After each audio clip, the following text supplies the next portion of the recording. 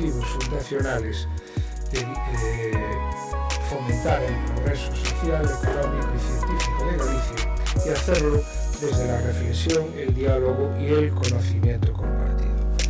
Pues bien, con esta finalidad, esta tarde abordamos una mesa de debate dedicada a un tema crucial para la cohesión territorial y la sostenibilidad del estado de bienestar.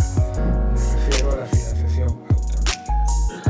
El modelo vigente de financiación autonómica fue aprobado en 2009, nació con la idea de una revisión periódica, pero han pasado más de 15 años y sigue sin reformarse, a pesar de que existe un consenso generalizado sobre las limitaciones que el modelo tiene. Además, las comunidades autónomas, que son las que afectan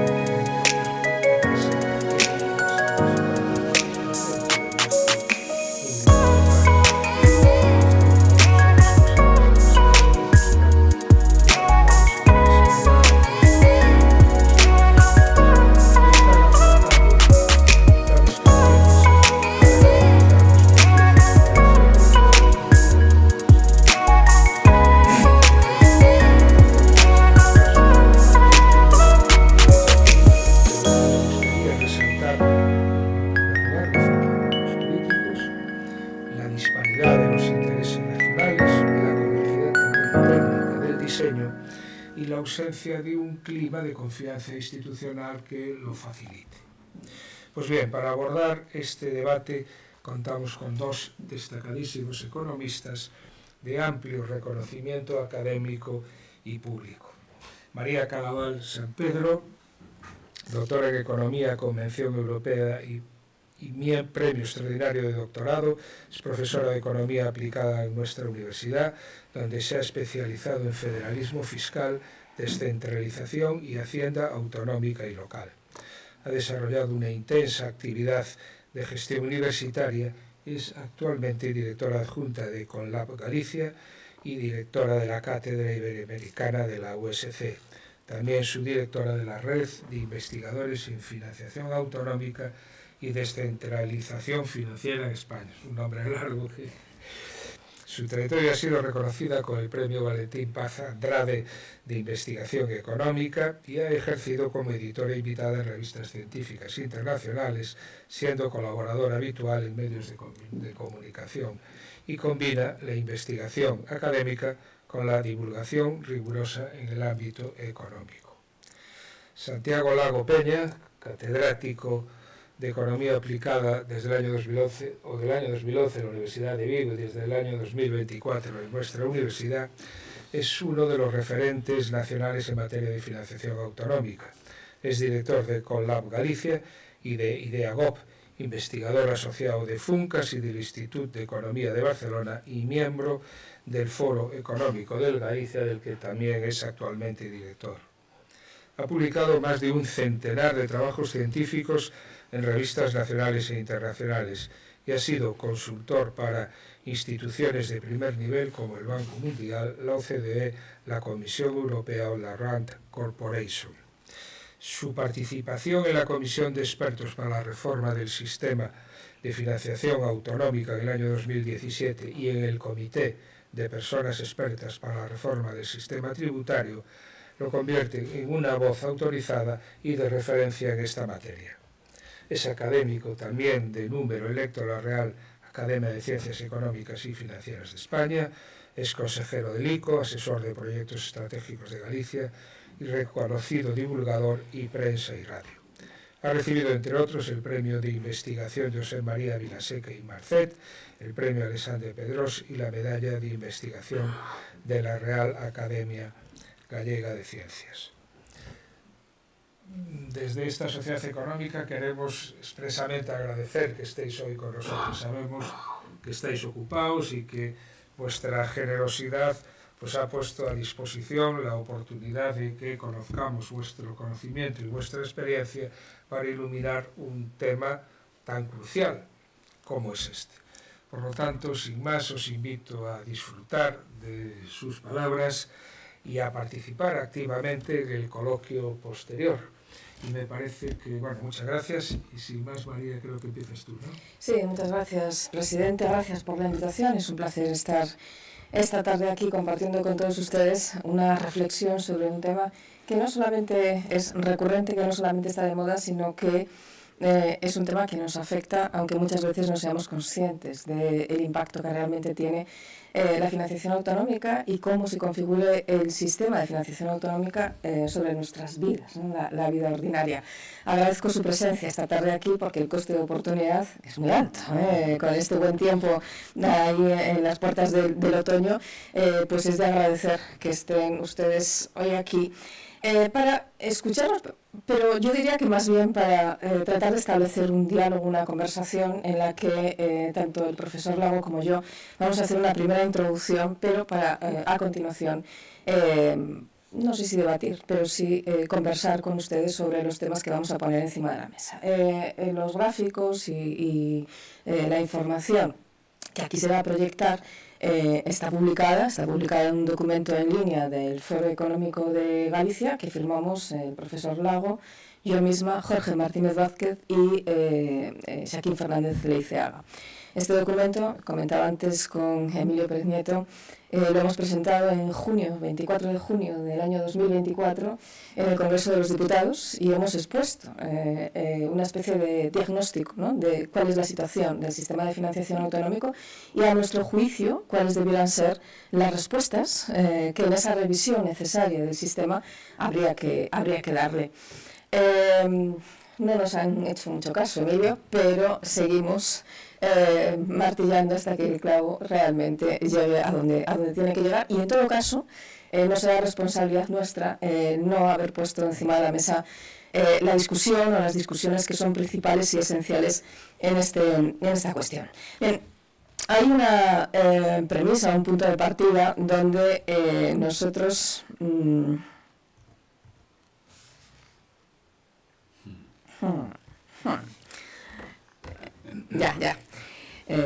va lento, pero va. Digo, donde nosotros queremos poner el foco, ¿no? Porque aunque históricamente el periodo de tiempo que ha pasado desde el año 77 hasta la actualidad es muy corto, vitalmente es muy largo. Y el año 77, bueno, a algunos nos queda tan lejos que casi no habíamos empezado a respirar. Pero la situación de España en cuanto a nivel de descentralización queda recogida en este gráfico en la línea amarilla. No es la más visible, pero seguro que se puede apreciar en esa pantalla. Si se fijan ustedes, en el año 77 partíamos desde prácticamente cero, no era cero porque había un cierto nivel de descentralización a la administración local, pero las comunidades autónomas no existían. Por lo tanto, es evidente que no podíamos tener un nivel intermedio de gobierno porque no estaba así reconocido. Se reconoce por primera vez en la Constitución española del año 78 y es ahí cuando esa línea tiene un recorrido prácticamente vertical hasta llegar a los años 90, donde se está produciendo el proceso de descentralización y, por lo tanto, de dotación de competencias a las comunidades autónomas. Y a partir de ahí, la línea sigue creciendo, pero ya de una manera mucho más estable, hasta situarse en ese nivel que ustedes ven prácticamente a la cabeza de los países descentralizados del mundo. Podríamos decir entonces que España es uno de los países más descentralizados del mundo y fue hacia las comunidades autónomas hacia donde fue ese nivel de descentralización. Bien, y la pregunta es, bueno, ¿y qué ha pasado con todo? ¿Cómo nos hemos organizado? ¿Por qué en el año 2009 se aprueba un sistema de financiación que permanece vigente y que, como decía Francisco, le hubiera tocado revisarse en el año 2014 o al menos en el año 2017, cuando el Comité de Expertos aprueba, ¿no?, su libro para la reforma del sistema de financiación autonómico, pero todavía en el año 2025 seguimos a la espera de esa reforma?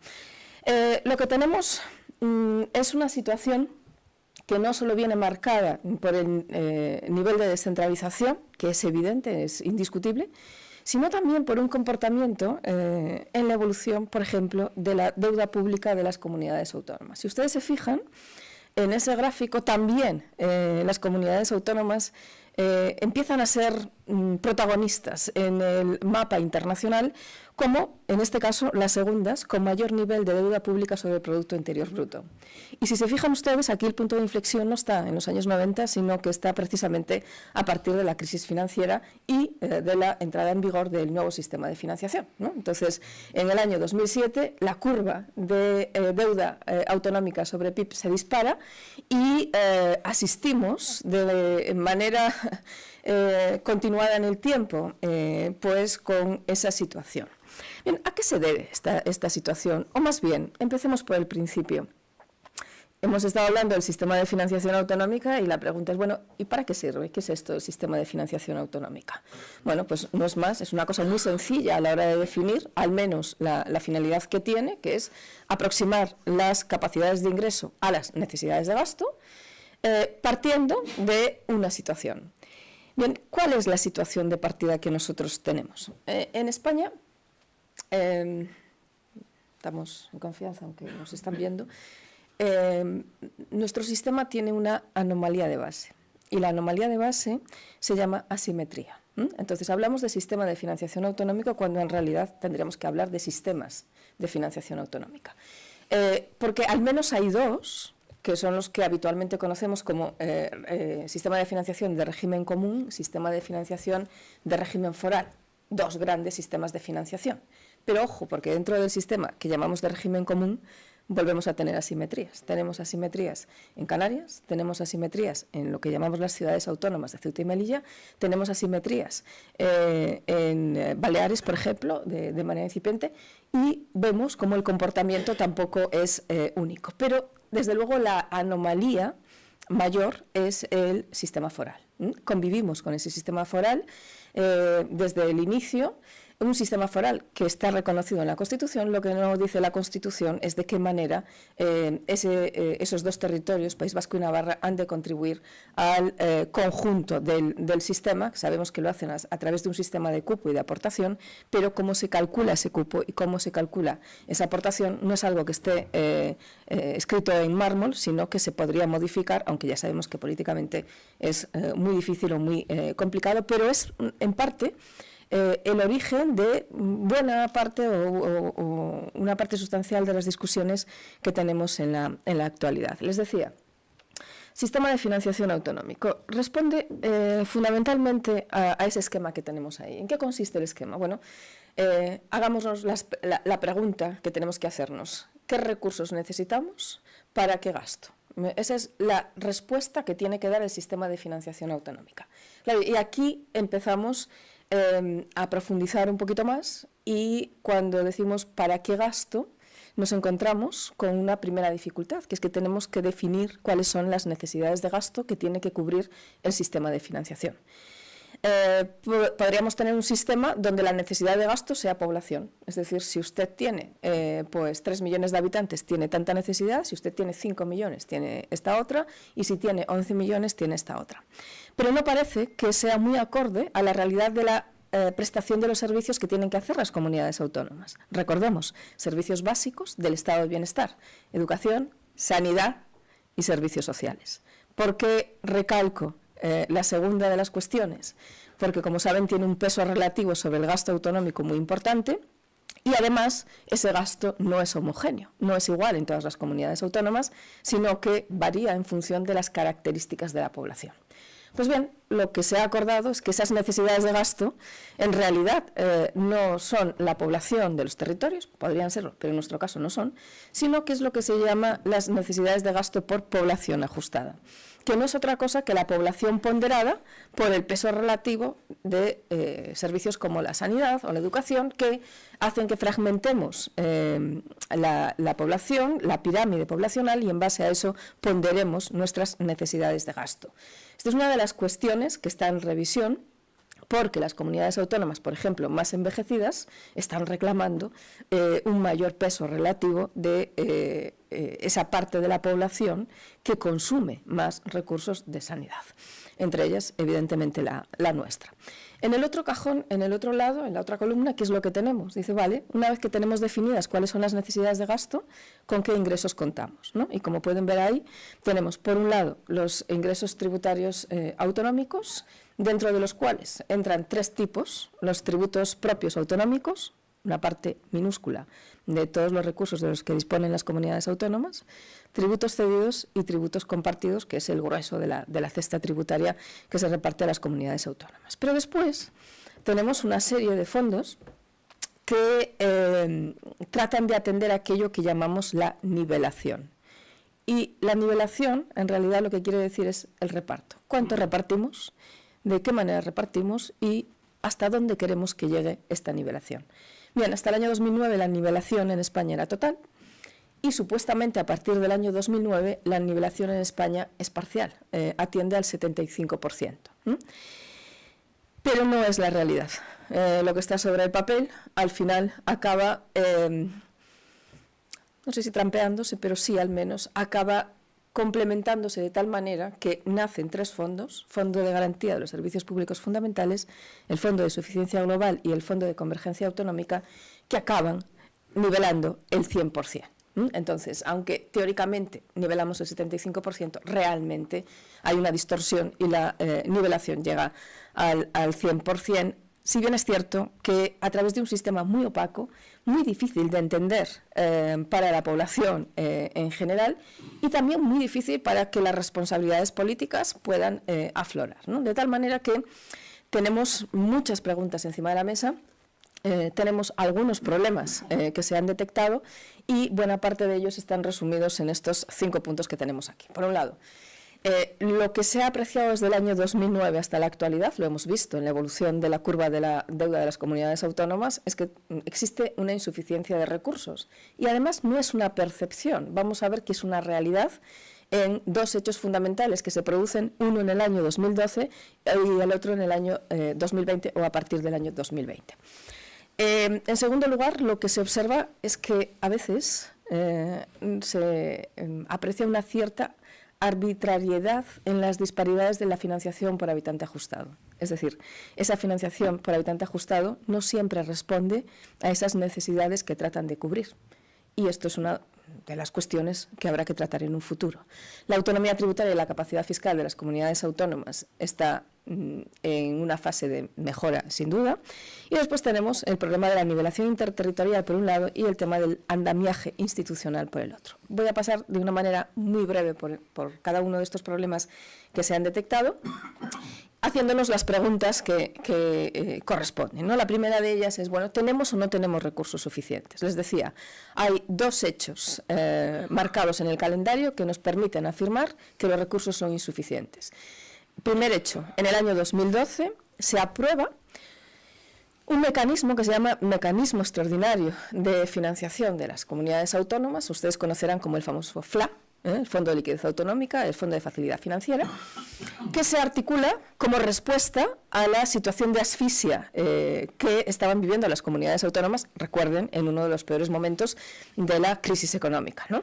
Entonces, lo que se hace es, no se reforma el sistema de financiación, pero de manera paralela se inyectan recursos en el sistema a través de un mecanismo extraordinario que permanece en la actualidad, por lo tanto, lo extraordinario casi se acaba convirtiendo en ordinario, que va financiando a algunas comunidades más que a otras, luego veremos la situación de cada una de ellas, y que complementa el sistema de financiación. Por ello, las tensiones que se estaban produciendo en el sistema se tapan solo temporalmente a través de esta fórmula extraordinaria de financiación para las comunidades autónomas. Pero y en esto, cuando en el año 18-19 parecía que empezábamos a levantar cabeza, llega la COVID-19, año 2020, y con ella pues el hundimiento, ¿no?, de la actividad económica, de la recaudación impositiva y por ello también de los recursos con los que contaban las comunidades autónomas. Se produce un agujero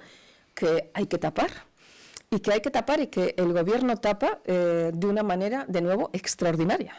Recordarán aquel escudo que se aprueba y aquellos 16.000 millones de euros que en el año 2020 se inyectan a las comunidades autónomas, porque recuerden, son estas las que tienen las competencias de sanidad, y lo que estaba tensionado en el año 20, si había algo que estaba tensionado por encima de lo demás, era el sistema sanitario. Bien, no solo 16.000 millones de euros, sino que se les perdona a las comunidades autónomas la compensación negativa de la liquidación de los impuestos, es decir, tendrían que devolver dinero y no lo han devuelto por razones obvias. Se les compensa, se les transfiere la compensación del IVA que se les retuvo en el año 2017, algo así como 3.000 millones de euros. Se aprueba a continuación, en el año 21-22, una línea de nuevo extraordinaria y un fondo extraordinario COVID, 13.500 millones de un lado y 6.900 millones del otro, unidos a los fondos Next Generation. Por lo tanto, lo que están viviendo en este momento las comunidades autónomas es un espejismo que viene alimentado, por un lado, por los fondos extraordinarios de financiación, que todavía están ahí, y que no sabemos muy bien qué hacer con ellos, o sí sabemos, pero es complicado. Y por otro lado, todas estas inyecciones extraordinarias que, bueno, pues va a llegar un momento donde se acaben, se agoten y empecemos a notar que realmente es urgente echar mano de la reforma del sistema de financiación autonómico. En cuanto a la autonomía tributaria, las comunidades autónomas utilizan su autonomía, tienen margen de maniobra para poder mejorar esa autonomía, sin duda. Hay margen de maniobra cuantitativa, pero sobre todo hay margen de maniobra cualitativa. Y ese margen de maniobra cualitativo está en que, por ejemplo, hay que hacer una reforma del impuesto sobre la renta de las personas físicas, de tal manera que los contribuyentes identifiquen perfectamente quién les está cobrando los impuestos o a dónde van a parar los recursos que la agencia tributaria estatal les cobra en concepto de impuesto sobre la renta de las personas físicas, porque la mayor parte de la gente no sabe que el 50% al menos de esos recursos acaban en manos de los dirigentes autonómicos, ¿no? Entonces se identifica al gobierno central, pero la comunidad autónoma recibe el 50%, digo al menos, porque tienen cierto margen de maniobra y algunas un poco más. Entonces tenemos margen de maniobra en hacer a las comunidades autónomas responsables de los tributos que realmente están gestionando, del fruto de los tributos que realmente están gestionando. En el caso de los impuestos directos, muy fácil de arreglar, más complicado en el caso de los impuestos indirectos. En el caso de IVA y de los impuestos especiales, lo que recibimos en realidad es una transferencia, ¿no? Es una participación territorializada de la recaudación de IVA y de impuestos especiales. Totalmente opaco para los contribuyentes y sin ningún margen de maniobra a día de hoy por parte de las comunidades autónomas. Aquí hay un margen de maniobra, pero complejo.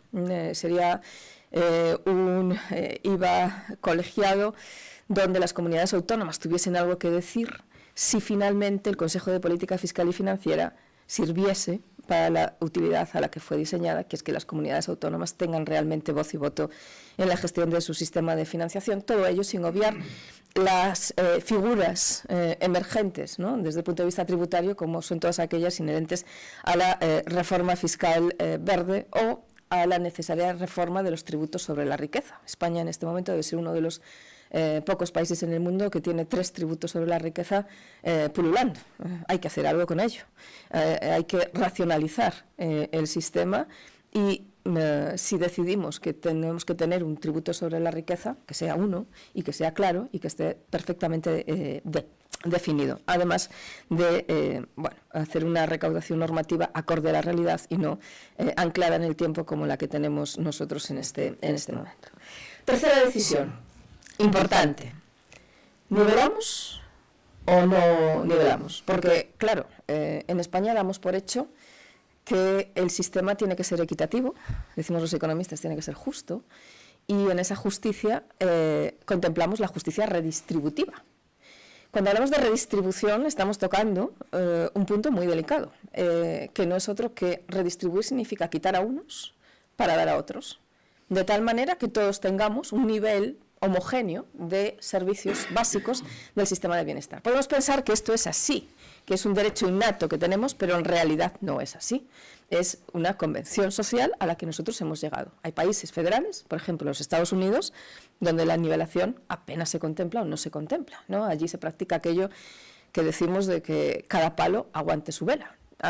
Estados Unidos tiene estados muy ricos, por ejemplo Alaska, tiene unos recursos muy importantes procedentes del petróleo y exime a sus ciudadanos de tributar a través del impuesto sobre la renta de las personas físicas. Lo puede hacer.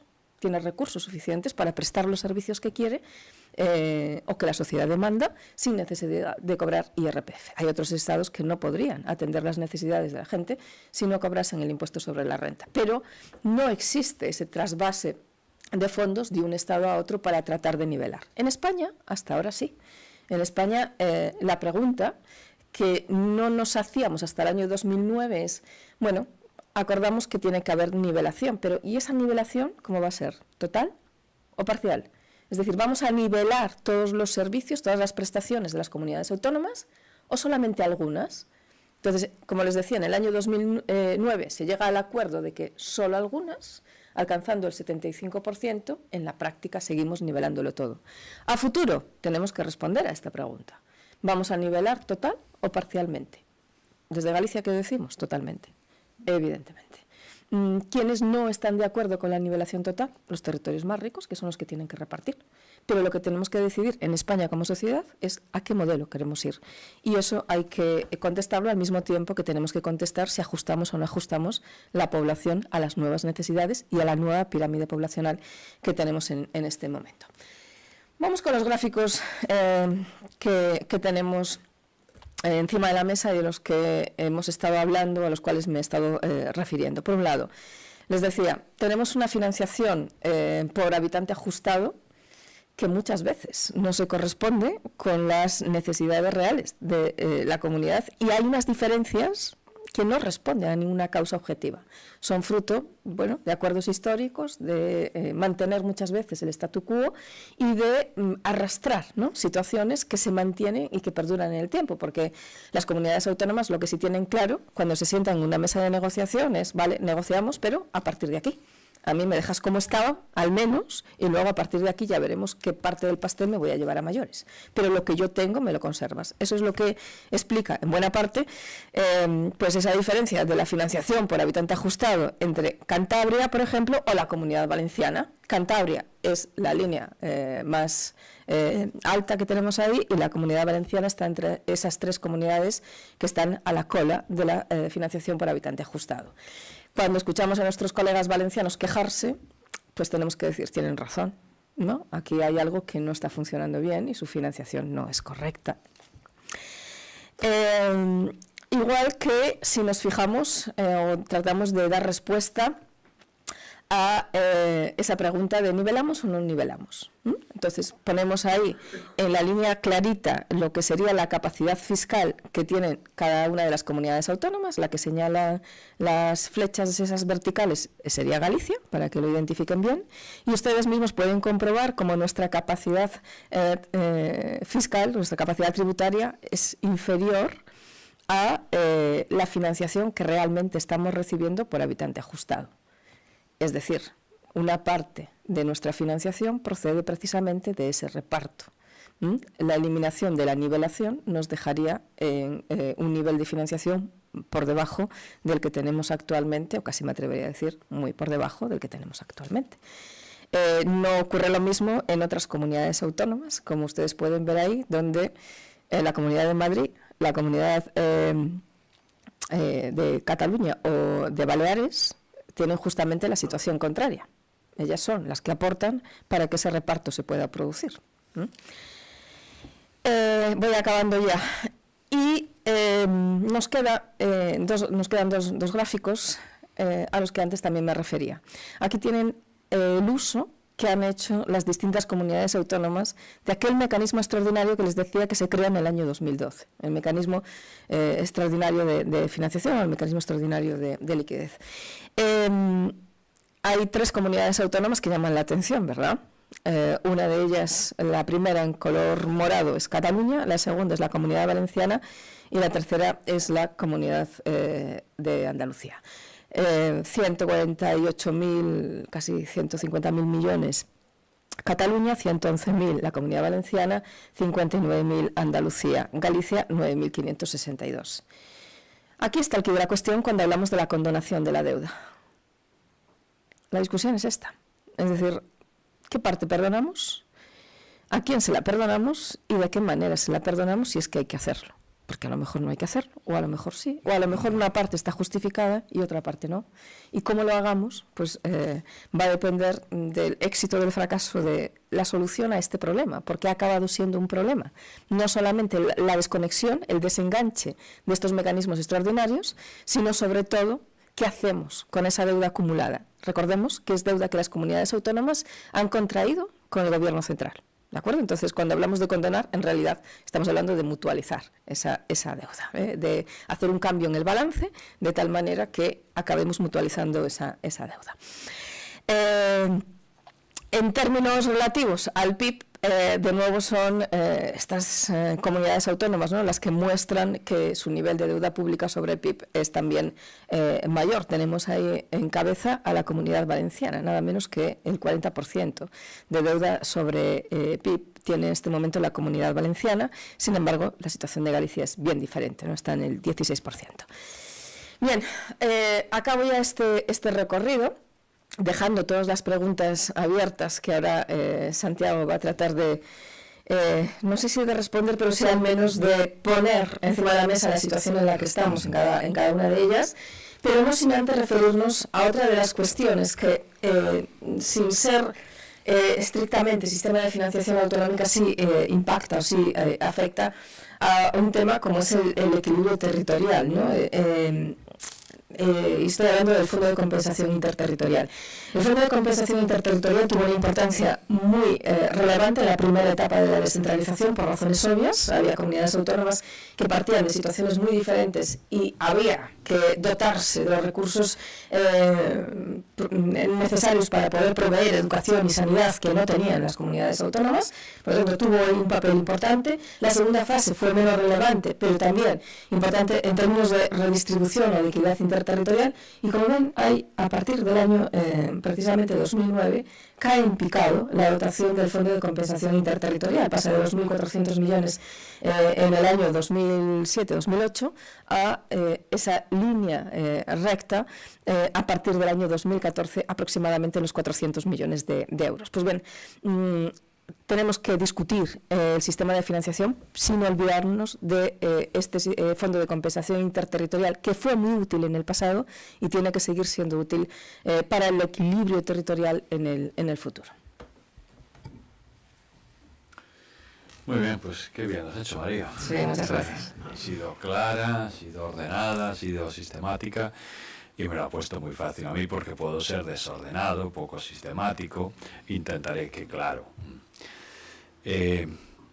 para entender lo que nos está pasando ahora y los debates sobre financiación autonómica y deuda y condonación de deuda, hay que tener en la cabeza dos momentos políticos y 4 documentos. Los dos momentos son la investidura de Pedro Sánchez, la del año 23, y la investidura de Salvador Illa en el año 24, en el grado 24, prácticamente un año después.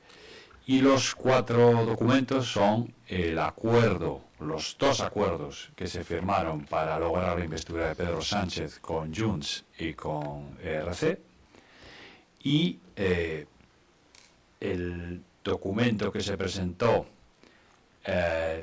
para la financiación singular de Cataluña en julio del año, ya me pierdo, fue en julio del 24, y la propuesta de condonación de deuda que fue en febrero de este año, febrero del 25. O sea, con estos 4 documentos, claro, hablamos de Cataluña. En estos momentos, todo lo que está pasando en España sobre financiación o sobre deuda autonómica depende de Cataluña y depende de los pactos que se van estableciendo entre fuerzas independentistas, algunas más independentistas que otras, pero todas independentistas, y el Partido Socialista de Cataluña, en el caso de Salvador Illa. ¿Cómo valoro esto y cómo nos ha condicionado y dónde estamos?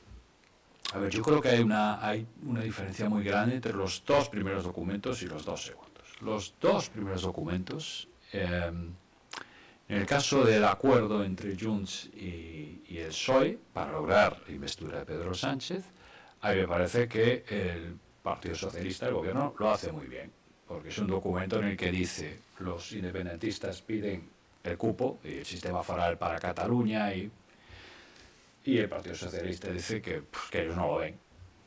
Que los dos pues se combinan a hablar en el futuro. Pues estupendo. No hay ningún tipo de acuerdo, ni compromiso, ni nada. Es un documento vacío desde el punto de vista estratégico. Un gran documento, consigo tus votos y no me comprometo a nada. En el caso de RC concreta mucho más, habla de la condonación de la deuda. Pero yo creo que ahí el gobierno, el Partido Socialista, el gobierno central, tiene la habilidad de introducir en el acuerdo dos ideas muy importantes. La primera es que esa condonación se puede extender al resto de comunidades autónomas y segunda, que incluso, aunque haya comunidades autónomas que no han pedido ese FLAC, que no han pedido esos mecanismos, como la de Madrid, Galicia pidió un poquito, al principio no pedía. Cuando se le dijo al presidente Feijóo que a lo mejor había condonación, pues cambió la estrategia y bueno, vamos a empezar a pedir. No vaya a ser, ¿no? No vaya a ser. Hizo bien, ¿no? Pero bueno, la realidad es que se introdujeron esas dos cláusulas y yo, cuando, a la luz de esos dos documentos, pues bueno, hombre, no eran grandes avances, no eran grandes reformas, no es lo que necesitamos, pero no estaba especialmente preocupado, una indefinido y el otro, bueno, esto es extensivo a todos, es cierto, hay un argumento, yo no soy muy amigo de las quitas, pero es verdad, y esto es cierto, que en los años de la gran recesión lo que pasó con la deuda autonómica no tiene parangón en el mundo. Ningún país del mundo, los gobiernos autonómicos vieron aumentar tanto su deuda. El gobierno central fue bastante austero, muy austero en las transferencias e hizo que las comunidades autónomas tuvieran que recortar, y aquí en Galicia recortamos especialmente, y aún así se generó mucha deuda. Frente a eso, como bien contaba María, la pandemia se siguió otra estrategia, y por tanto uno puede decir, os abandonamos hace 10 años, 12 años, bueno, pues una parte de esa deuda os la retiramos, ¿no? Es un argumento que yo creo que tiene su valor, hay que ponerlo encima de la mesa al lado de los problemas de riesgo moral, de que la deuda hay que pagar, las deudas hay que pagarlas, pero yo creo que ahí no estaba muy preocupado, me lo sintetizo en esto, no estaba muy preocupado. Claro, la cosa cambia cuando vemos el documento de finales de julio, yo estaba ya el primer día de vacaciones, yo no me lo creí. Yo cuando me dijeron que salía, eso es imposible, no puede salir.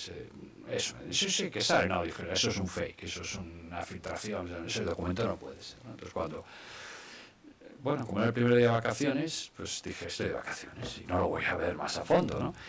Y en vacaciones decía, bueno, a lo mejor es un mal sueño, ¿no? Y cuando llegue a finales de agosto, pues que esto ya no. Llegué a finales de agosto y seguía allí el documento, ¿no? Claro, el documento es un documento de extensión del sistema foral a Cataluña, con matices, habla de la nivelación, son matices, no es exactamente igual que el sistema del País Vasco de Navarra, pero en esencia es eso. No son idénticos, pero en esencia es eso.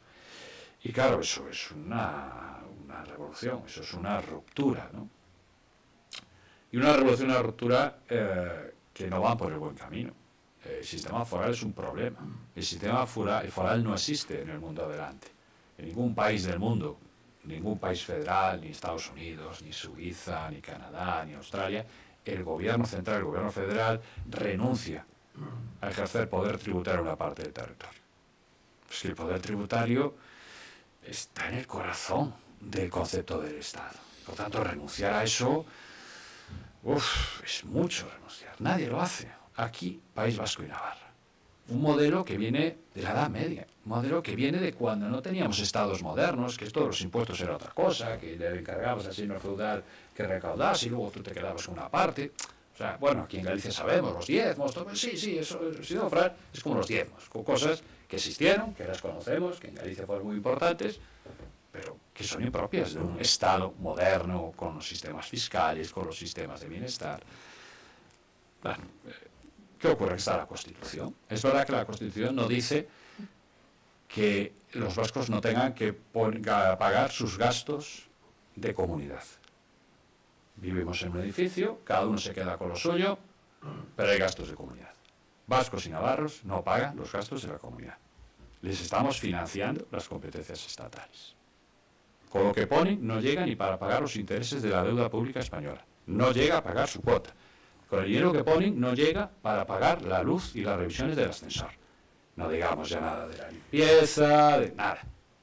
Ya no es que no nos den dinero al resto de los pisos. No, es que no pagan su comunidad. Cuando tienes la llave de la caja y cuando tienes votos en el Congreso de los Diputados, hay coyunturas en las que eso se puede poner encima de la mesa, renegociar el importe del cupo, restar cada vez más, hasta que el cupo es ridículamente pequeño y no llegas a pagar los gastos de tu comunidad.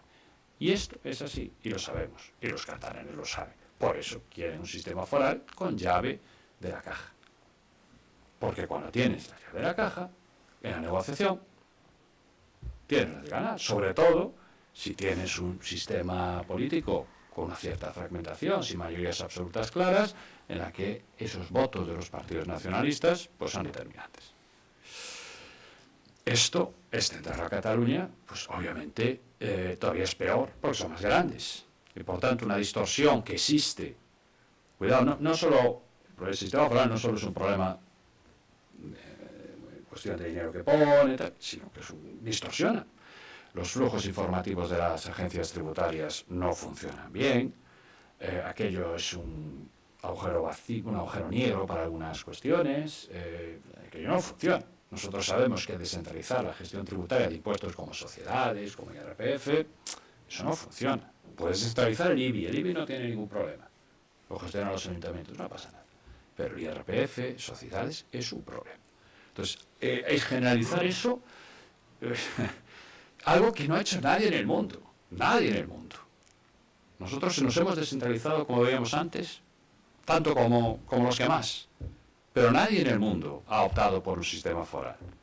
Y nosotros, bueno, quizás en su momento, y yo soy un gran defensor de la Constitución y de la altura y de la perspectiva de los redactores, de los padres de la Constitución, sin duda, yo creo que en su momento nadie se imaginó que las comunidades autónomas iban a ser tan importantes y por tanto hacer esa concesión, pues que iba a ser tan relevante. Yo creo que se pensó en su momento que las comunidades autónomas serían pues como diputaciones, pero nadie se imaginaba que sanidad, educación, la risga, el ingreso mínimo vital, que todo eso va a acabar en manos autonómicas. Entonces, bueno, digamos que fue un error de percepción, aceptaste cosas que, bueno, de hecho los catalanes en un momento dado se lo pusieron encima de la mesa a Jordi Pujol y dijo que no, porque no se imaginó que esto, bueno, la realidad es esta. Por tanto, ese es un problema. Y la financiación singular, tal como aparece en ese documento de agosto del 24, es un problema para todos. Cierto que lo que han sacado posteriormente, el acuerdo que han sacado posteriormente, es un paso para atrás. Yo veo ese documento y digo, este es más vago que el anterior. Es decir, el documento que hay en estos momentos es más vago que el acuerdo de agosto del 24. A mí, si me dicen, Santiago, diseña un sistema respetando la letra, no el espíritu, eso no lo respeto, pero la letra del acuerdo. Yo me comprometo a hacer una cosa chula, algo bien y que nos convenza a todos menos a Cataluña. Se puede hacer, han dado un paso para atrás, porque claro, es que eso es el sistema foral. La literalidad del acuerdo es el sistema foral. Entonces, ha ido para atrás y ahora no sabemos muy bien, porque claro, si vas mucho para atrás, el resto de los territorios dice, bueno, venga, pues esto puede valer. Pero claro, dicen los de RC, pero ¿cómo? Eso no puede ser. Entonces presento mi proposición de ley en el Congreso porque este texto no me vale, ¿no? Entonces, es un camino complicado. Lo que yo anticipo es que eso no va a salir, no se va a aprobar, no va a contar con los suficientes apoyos en el Congreso de los Diputados. Pero aún en ese escenario, lo que va a generar es otra vez expectativas frustradas. España no puede aceptar como verdad absoluta o como dogma que tenemos que aceptar y que respetar que lo que se aprueba en Cataluña, bien está. Oiga, mire, no, eso lo dijo un presidente hace muchos años, luego nos llevó a unos problemas, pues esto es algo parecido. Lo que te gusta a ti puede que no nos guste a los demás y puede que no sea bueno para el país. Entonces, me parece que generar esas expectativas puede acabar provocando de nuevo un problema político en Cataluña. Porque si tú has acordado algo que se parece mucho al sistema foral, como ya no me voy a sentar a hablarte de retoques en el sistema de financiación común, no voy a admitir pues el nivel de precios o nivel de renta, entonces vas a ganar 1% aquí. ¿Qué me está usted contando? Estábamos hablando de otra cosa, una ruptura del modelo. Entonces a mí esto me preocupa, porque si sale es un problema, pero si no sale, va a ser un problema político que a lo mejor tarda muchos años de nuevo en resolverse, ¿no? Y la condonación de la deuda. A ver, ya he dicho antes que a mí me parece que una condonación parcial pues se puede defender con ese argumento de, bueno, cometimos un error, acumulaste una deuda desorbitada, vamos a una parte de eso, Eso lo puedo entender. En el grupo de expertos, en el libro blanco, había posiciones polares, los que estaban a favor de las condonaciones, los que no. Yo me situaba en un terreno intermedio, defendía reestructuración, pero no quita.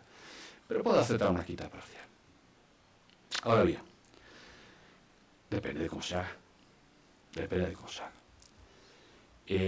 Si la quita parcial se hiciera en el mismo importe per cápita para todo el mundo, o por habitante ajustado, pero por simplificar, por habitante, es decir, que todos tuviéramos la misma reducción por habitante que para un gallego,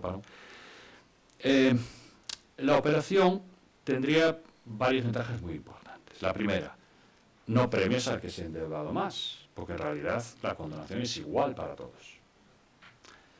En segundo lugar, en realidad, y esto los empresarios y los economistas que lo van a entender perfectamente, en realidad pues es como dos empresas dentro de tu grupo empresarial que consolidan cuentas. La deuda de una empresa con la otra pues es un activo y un pasivo. El activo de uno es el pasivo de otro y el pasivo de uno es el activo. Es así, ¿no? Entonces, en realidad nosotros lo que estamos haciendo es consolidando. La deuda de las comunidades autónomas ya está emitida, es deuda del Tesoro, el Tesoro está pagando intereses por esa deuda. Y el Tesoro en estos momentos está recibiendo intereses de las comunidades autónomas y en algunos casos está recibiendo la devolución del principal. ¿Vale? Es como si fueran dos empresas dentro de un grupo que consolida. Entonces, en realidad, condonar deuda, cuando lo miramos como grupo consolidado, en realidad es un apunte contable. No cambia el patrimonio neto. El patrimonio neto de nosotros como españoles no cambia. ¿Qué quiere decir? Si yo, como gallego, debo 300 euros y me lo debo a yo mismo, como español, si condono, la posición neta es la misma. Mi riqueza neta es la misma. Porque nos debemos el dinero a nosotros mismos. ¿Qué ocurre? Que si la condonación es asimétrica,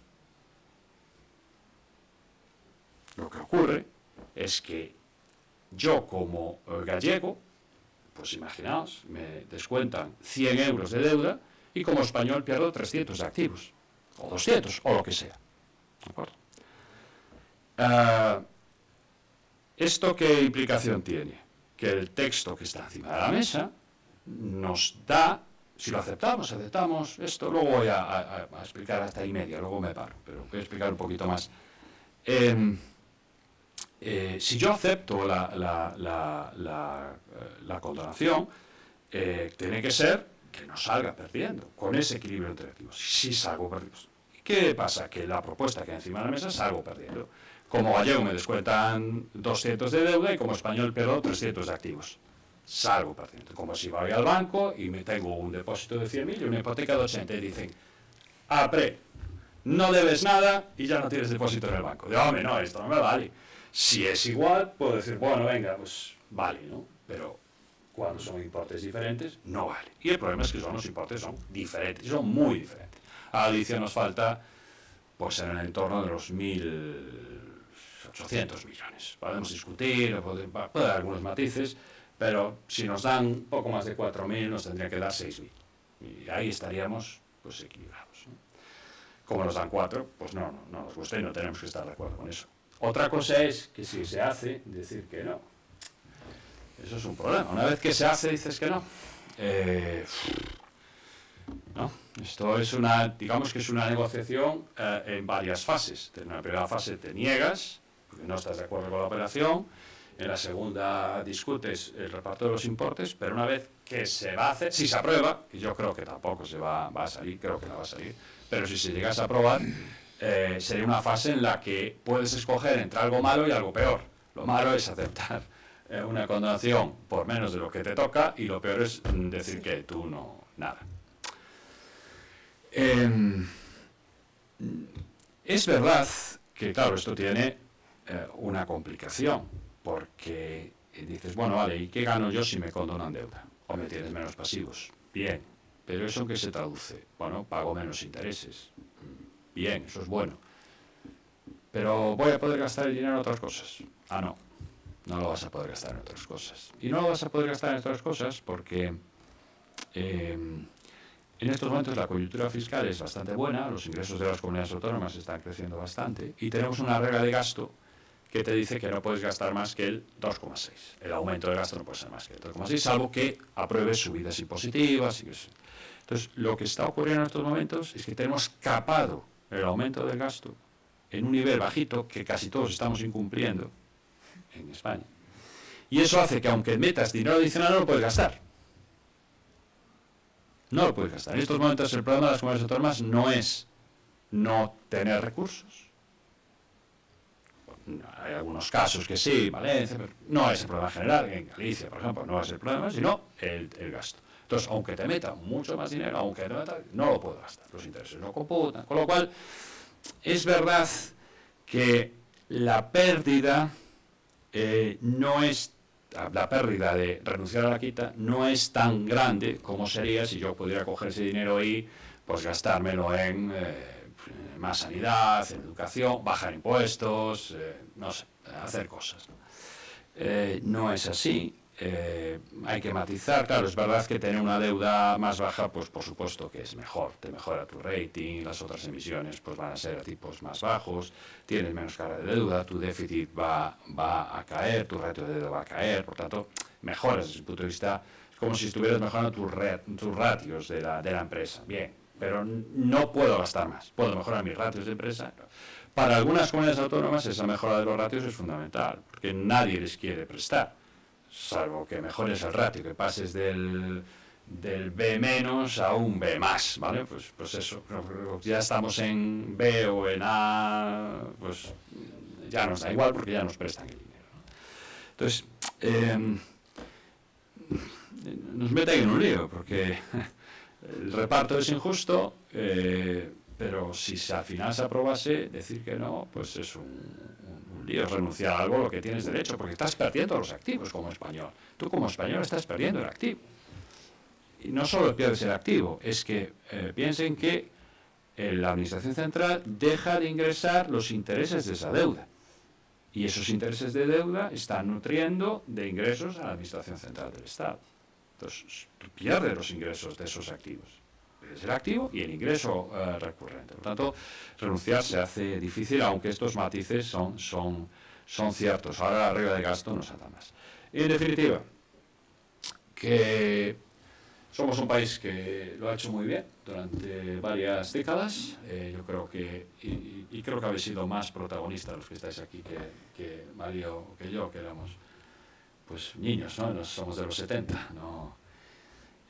Sois vosotros los que estuvisteis en sitios y yo creo que se hizo un trabajo fantástico en este país para modernizarlo, para mejorar, para descentralizar, muchas cosas. Yo soy muy, muy positivo, muy optimista y con indicadores, ¿no? Esto da para otra conferencia.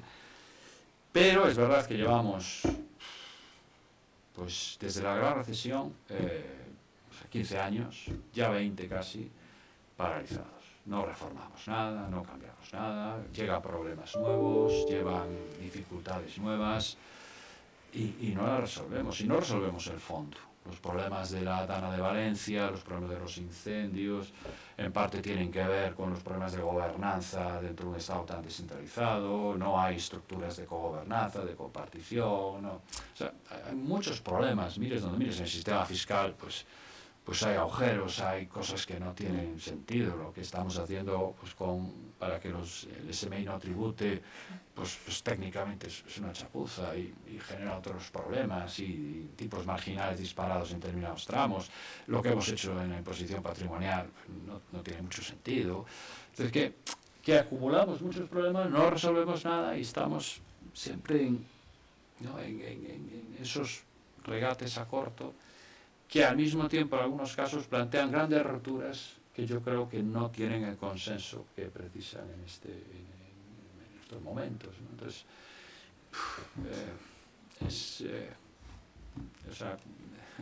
mi sensación, hablando de María, como expertos en economía pública, es frustración, ¿no? Frustración, porque ya tenemos los informes de reforma tributaria, de financiación autonómica, tenemos informes y cosas, sabemos lo que tenemos que hacer y hay consensos, bastantes consensos, pero bueno, por unos motivos u otros la polarización tampoco nos ayuda, no estamos haciendo nada. Entonces, algo que estaba muy bien, pues es como una empresa, que es fantástica, montas una gran idea, una gran empresa, como no vayas actualizando, como no vayas reformando, como no vayas despidiendo a algunos, contratando a otros, cambiando departamentos, pues al final esa empresa acaba siendo una empresa no tan buena, ¿no?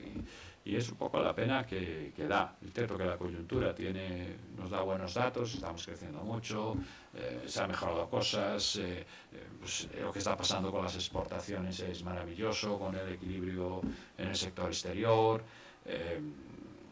lo que está pasando incluso pues con el tamaño empresarial, están aumentando el tamaño de las empresas, hay muchas cosas que están pasando y que son buenas, ¿no? Pero todo lo que tiene que ver con acción colectiva, con decisión colectiva, a mí me cuesta mucho. Veo cosas que se han hecho en el mundo, en la parte laboral, que sí, que hubo una legislatura en la que se han hecho cosas, se han acordado cosas con los agentes sociales, pero en general llevamos mucho tiempo sin nada, administración de la reforma de la administración, sí, y es un poquito desesperante. Y con esto concluyo, mi idea es que no se va a quedar atascado en el Congreso de los Diputados, pero nos va a complicar más que haya una reforma de la financiación autonómica, que resolvamos bien los mecanismos porque ese 20% no le llega a Cataluña ni a Valencia, ¿eh? No le llega. Ellos van a necesitar una reestructuración adicional para poder acceder a los mercados. Deben demasiado dinero para que eso les llegue. Por tanto, ni siquiera va a resolver ese problema de algunas comunidades autónomas. Y yo me siento, no sé, acabar un poquito más optimista y positivo, pero da rabia, ¿no? Da rabia que, sabiendo por dónde tenemos que movernos, por unos motivos u otros, polarización, fragmentación electoral, pues que estemos atrapados en la parálisis. Eso es lo que yo acabo concluyendo. Gracias.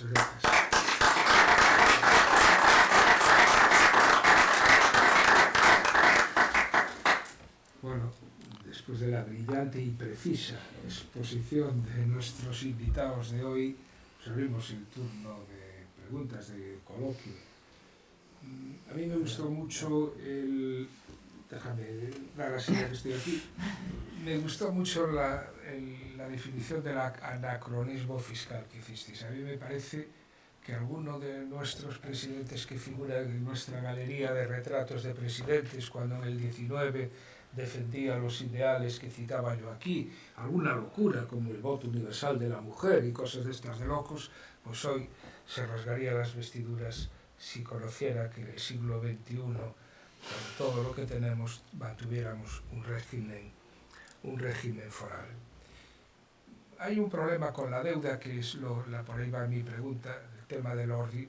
Bueno, yo creo que centrasteis muy bien el tema de deuda y el tema de financiación, que son dos cuestiones.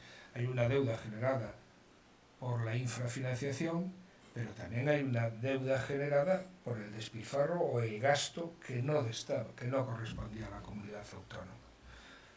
Bueno, no sé, a mí me parece que hay que enfocar las dos cosas a la vez, no tiene mucho sentido, como creo que decías ahora al final, poner un parche a una rueda que tiene 5 pinchazos. Un parche no llega, hay que pinchar más. Y, digamos, para concluir mis preguntas, el tema de la ordinalidad que tan de moda está en la financiación, bueno, desarrollarlo, si podéis desarrollarlo un poco, lo consideráis como un elemento crucial en este modelo, sobre todo con el modelo, con la frase que decía María, ¿no? Introducir racionalidad al sistema. Me quedó como gran titular de la jornada de hoy. Muchas gracias. Sí, pues, a ver, la ordinalidad tiene todo el sentido cuando hablamos de personas. Es lógico que si tú ganas pues 60.000 euros brutos, después de pagar IRPF, pues tengas más neto que el que gana 50. Hombre, es lógico, ¿no? Cuidado, con esto rompemos un poquito. Cuando tienes hijos, pues uno que gane 50 puede acabar, si tiene bastantes hijos, puede acabar pagando mucho menos IRPF y por tanto teniendo un sueldo neto mayor que el de 60. Así que incluso algo en el que estamos todos de acuerdo, que oye, es el que va, bueno, pues cuando hay hijos, cuando hay necesidades diferentes, estamos dispuestos a aceptar que se rompa con la ordinalidad. Pero como criterio general entendemos que el pago de impuestos no puede desordenarnos. Oiga, yo pongo, pero no puede ser que ponga tanto que acabe siendo más pobre que el vecino que pone menos, ¿no? Pero cuando hablas de financiación autonómica y hablas de servicios públicos, la transacción que se plantea desde Cataluña fundamentalmente no es tan directa y es otra discusión distinta. Eso es, los gallegos, o sea, los catalanes merecen tener una mejor educación y sanidad que los gallegos, ¿o no? Haciendo el mismo esfuerzo fiscal. Claro, tenemos menos rentas. Como tenemos menos rentas, recaudamos menos y por tanto tenemos peores servicios.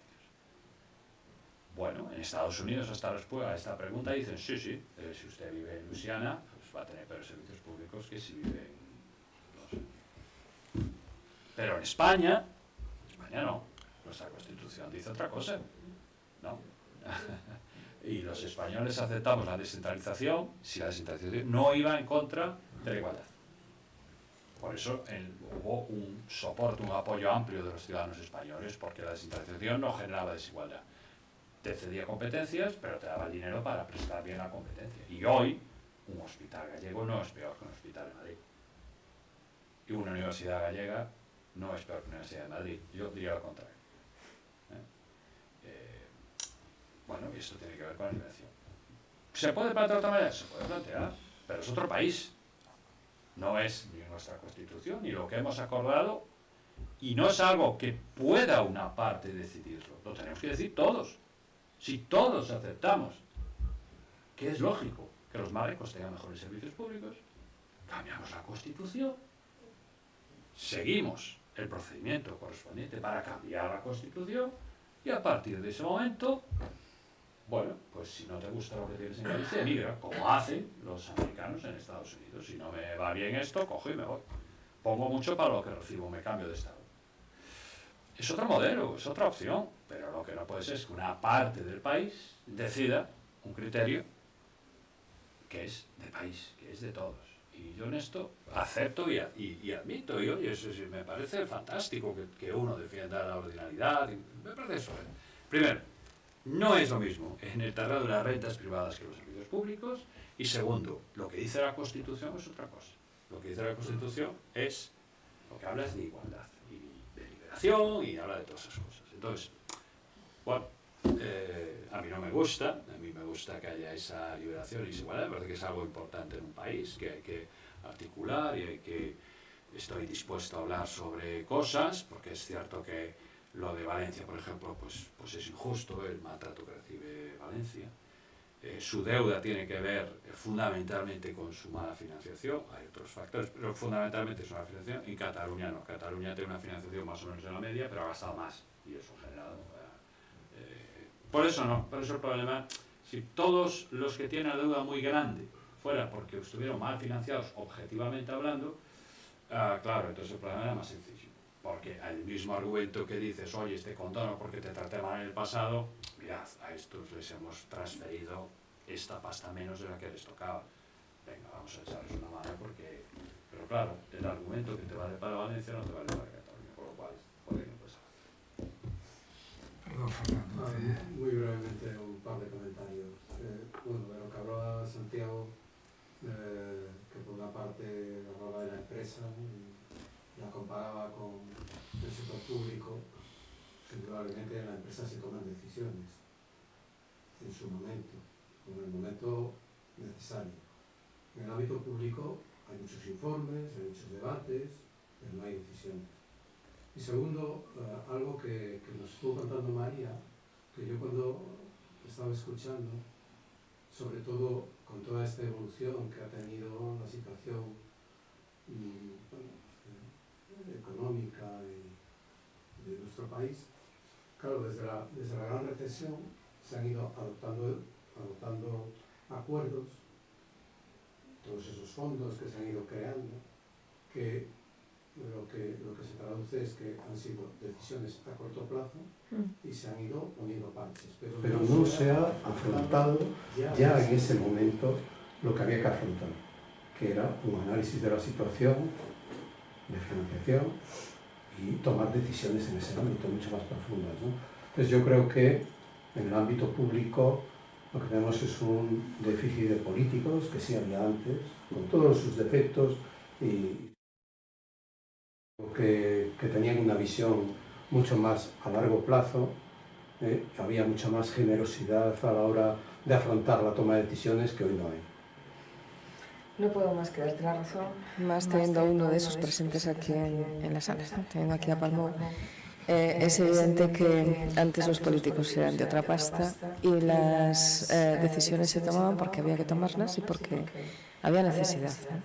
Es cierto, pero la situación que nos ha tocado vivir es esta, es una situación donde los extremos, ¿no?, y la polarización política marca la vida diaria, no solamente en el Congreso de los Diputados, sino que se acaba traduciendo en estas decisiones que hay que tomar que finalmente no se toman. Y no se toman por una de las cuestiones que apuntaba antes Santiago y que no debemos perder de vista, ¿no?, y que además hace casi un presagio.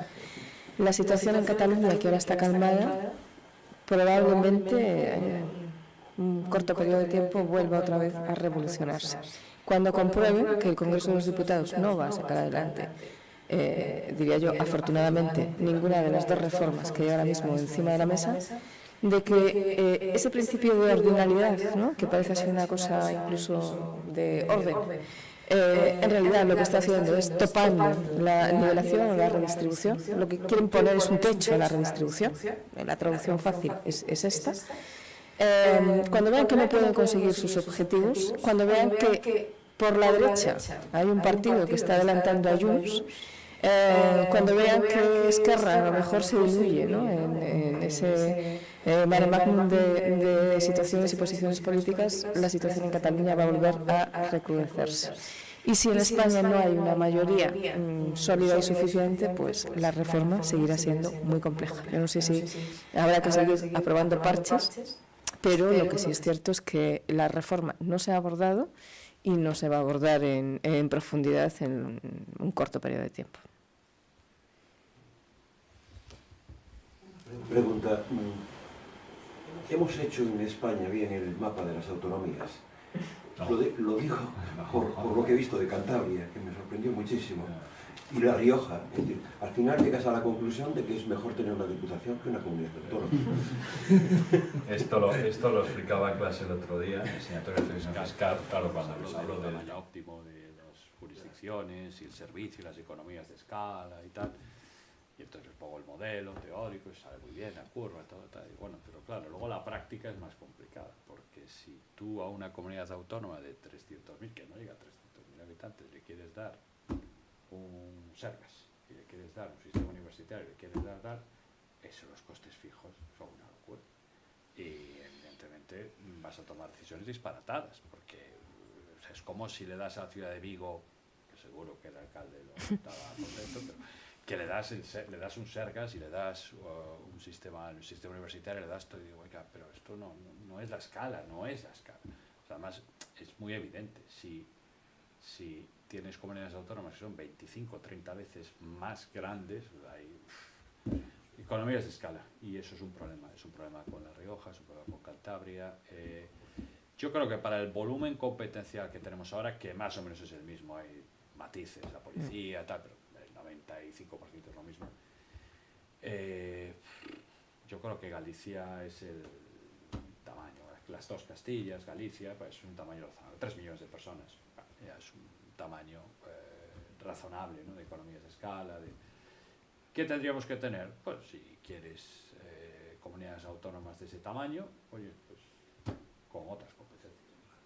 Lo hacemos un poco las corporaciones locales, aún deberíamos hacerlo más, pero lo hacemos, ¿no? Las competencias obligatorias no es igual para Santiago, Coruña o Vigo que para Chandrés a la Queixa, ¿no? No son las mismas competencias.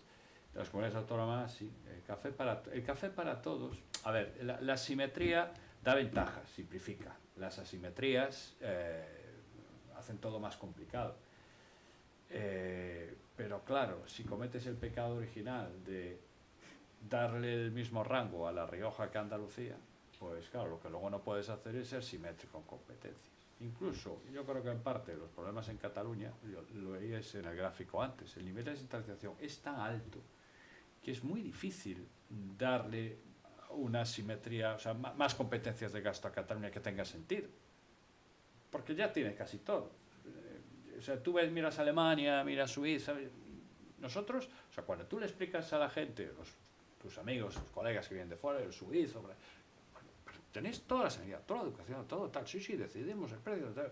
Joder, lo tenéis todo, ya. Entonces, ¿cómo le vas a dar algo más? Aquí puedes dar matices por la policía, penitenciaría, pues son cosas, el grueso ya está en manos autonómicas. Entonces, quizás el querer extenderlo a todos, a lo mejor, pues, un modelo, pues, yo creo que era lo que tenía en la cabeza los redactores de la Constitución, un modelo con Cataluña, Galicia, el País Vasco, con más competencias, y otro con menos competencias, ¿no? De hecho, durante mucho tiempo, como os acordaréis, pues la sanidad, había un territorio un territorio insalud, y luego y en educación hasta el año 2001, pues había territorio MEC, eran 10 comunidades todavía, todas las de 143.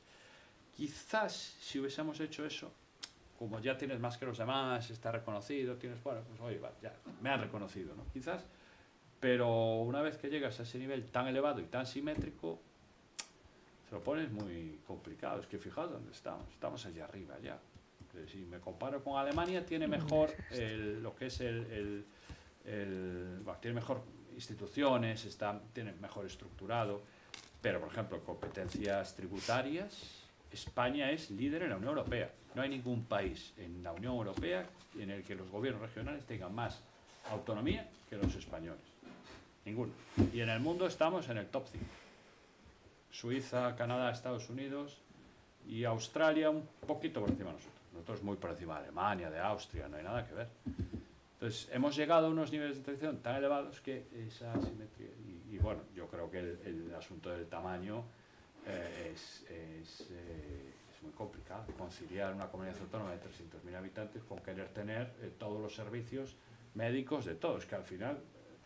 es cuestión de simplemente oiga, es que no da, o sea, no tiene escala, no hay escala para tener un Sergas completo en La Rioja, no hay escala. O todas las carreras, todo el mapa de no puedes, eso no tiene sentido. ¿Qué sería lógico hacer ahí? Bueno, pues oye, coordinar servicios, mira, esto no lo tienes, esto te mueve y tal. Es que es muy difícil políticamente decirle a los de La Rioja, no, mira, vosotros no vais a tener más que estas 5 carreras, solo vais a tener... Bueno, nos pasa dentro de Galicia, cuando tú creo que con todo el sentido clínico, mejor para el paciente. Cierras un paritorio en Berín, tienes un gran lío, cuando en realidad un paritorio en el que hay un niño a la semana es un riesgo. No hay práctica clínica y eso es un problema. Yo nunca estaría allí. Yo me voy a Ourense. Total, es una vez, 2, 3, 4 veces en tu vida que haces eso. O sea, parir, me refiero. Bueno, nosotros ninguna de ellas. Pero no es algo que digas, bueno, es que creo que todas las semanas allí con la ambulancia. No, vas muy de vez en cuando en una etapa de tu vida. Es mucho mejor ir a un gran hospital que ir a una... Pero, claro, eso llenas... Uy, yo voy a ser menos que... No, pues aquí te pongo un ginecólogo... ¿Y qué hace? Nada, porque aquí no hay partos. viene uno a la semana, ya, bueno, estamos allí, ¿no? Y no tiene sentido. O sea, que a veces, yo estoy de acuerdo con lo que plantean los políticos, pero creo que a veces somos los propios ciudadanos, ¿no? Los propios ciudadanos alimentamos eso, ¿no? Es decir, que no aceptamos y no asumimos pues, los costes de las cosas, que los servicios cuestan dinero. Claro, porque me estoy liando, pero tengo que poner este ejemplo. Porque para que se vea que los que defendemos lo público y la economía pública, pues también podemos ser muy economistas y hasta muy duros de corazón, como dirían algunos. Tenemos un tratamiento que le amplía la vida a una persona 3 meses y el tratamiento cuesta 1 millón de euros. Si le preguntas a la familia, por supuesto, pónganse 3 meses en la familia de tal, póngase lo que haga falta, para eso está el dinero, a eso. Mire, cubrimos el 50%, el otro 50% lo cubre la herencia. Ha tenido una vida muy feliz, no merece la pena, mire, adelante. No puede ser, o sea, no puede ser. Creo que necesitamos más madurez y más pedagogía. Bueno, me río con todo ya sé que es dramático, pero claro, es que a veces nos planteamos eso. Es decir, oiga, algo que aumenta la vida de alguien 2 meses, lo que cueste. No hacemos eso. Para una vida vale infinito. Pues, entonces, pues estaríamos todo el día las carreteras haciendo todo. Oiga, pues no, esto cuesta tanto dinero porque, claro, que no queremos que nadie se muera, ponemos... Oiga, no, al final la vida es un equilibrio y nosotros hacemos eso continuamente, ¿no? Entonces, me parece que necesitamos ciudadanos más maduros a la hora de entender esto. Y bueno, pues hay muchas situaciones. He puesto aquí 2 ejemplos, pero hay muchas en educación. O sea, que si lo paga lo público, adelante. Si me piden cofinanciación privada, me adapto. Eso no puede ser. O sea, no puede ser. El dinero es de todos. No puede ser que la gente no sea consciente de los costes. Y no sé esto a qué venía, pero lo explicaste muy bien. Me vais a permitir que os robe un minuto más la respuesta de ellos. La relación de la ausencia de presupuestos durante estos años con lo que estamos tratando, o de lo que queráis opinar. Me parece que es un tema que está también sobre la mesa y que me gustaría conocer vuestra reflexión. Bueno, empiezo yo y acaba Santiago porque seguro que pone algún otro ejemplo que lo entendéis mucho mejor, pero muy breve. Yo impartimos una materia de introducción a la hacienda pública en 3º del grado de economía. Y teníamos la suerte todos los años de que nos tocaba, pues ahora empezamos en septiembre y nos tocaba el tema de presupuesto en octubre, ¿no? Y entonces hacíamos coincidir en el tiempo lo que era la explicación en clase con lo que estaba aconteciendo. Era fantástico porque los chavales lo entendían perfectamente. Bueno, hace un montón de tiempo que no podemos hacerlo, ¿no? Porque nos estamos remitiendo en este caso a un presupuesto que fue aprobado en el año 23.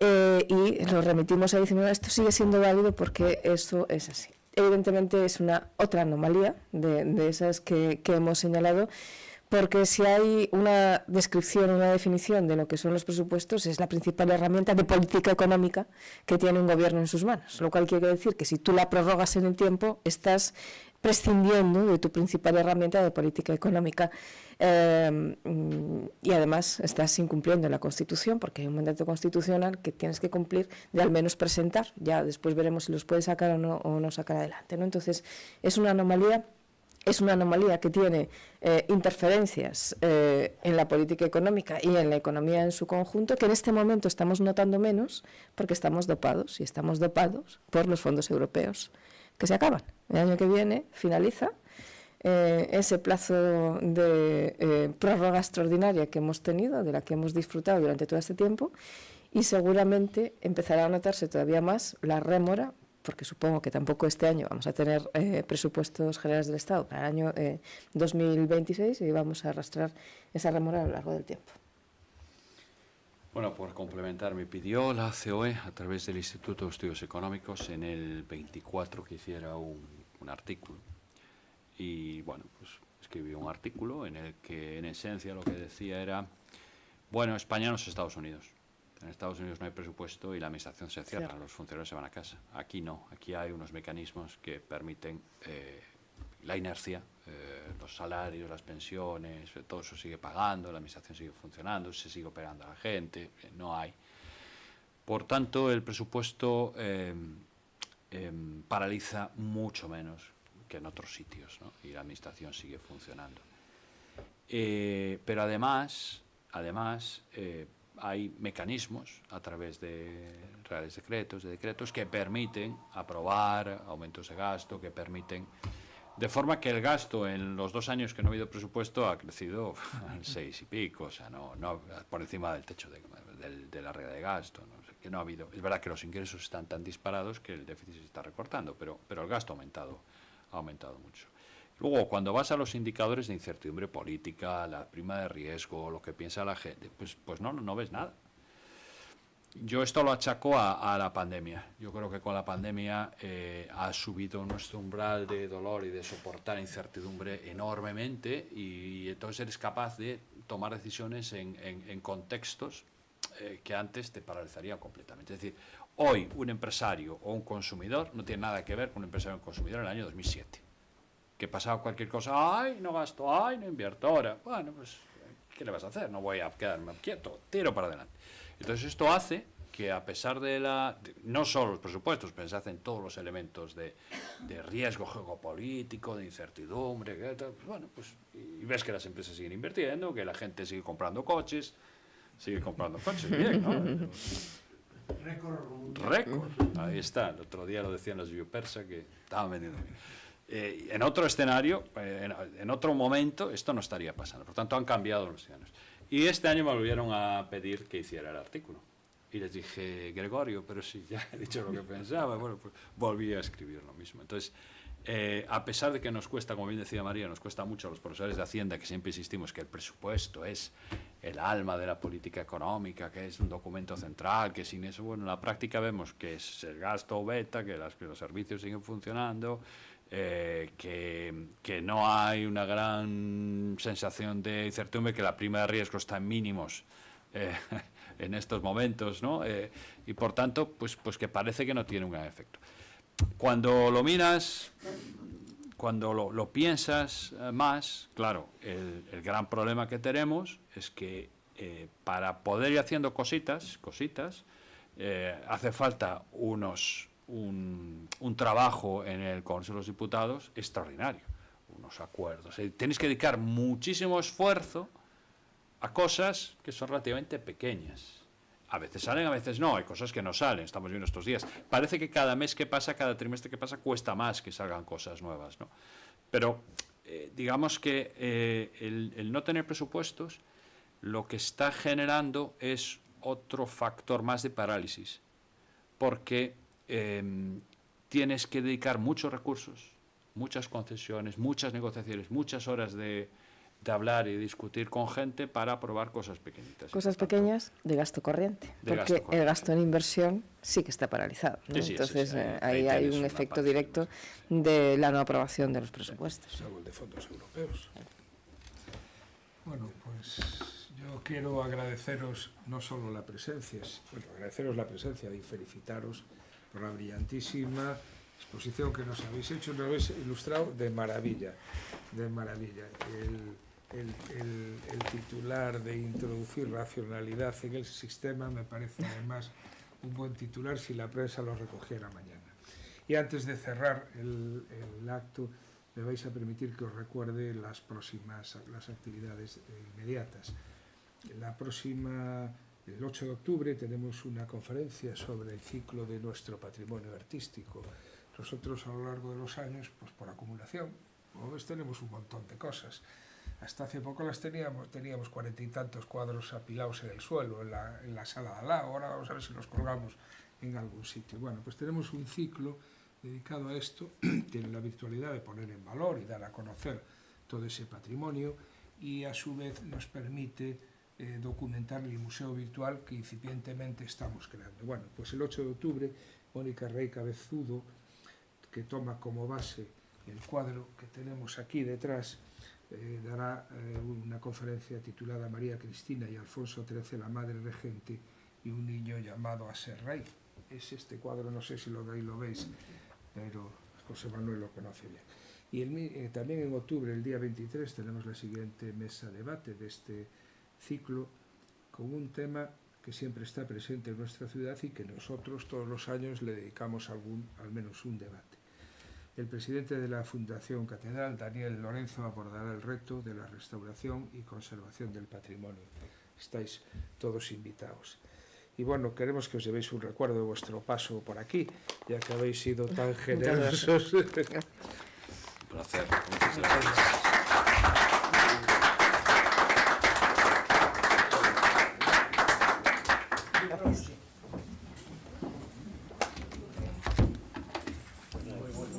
Muy brillante y encantado de... Bueno, nada, un placer. Magnífico. Encantado.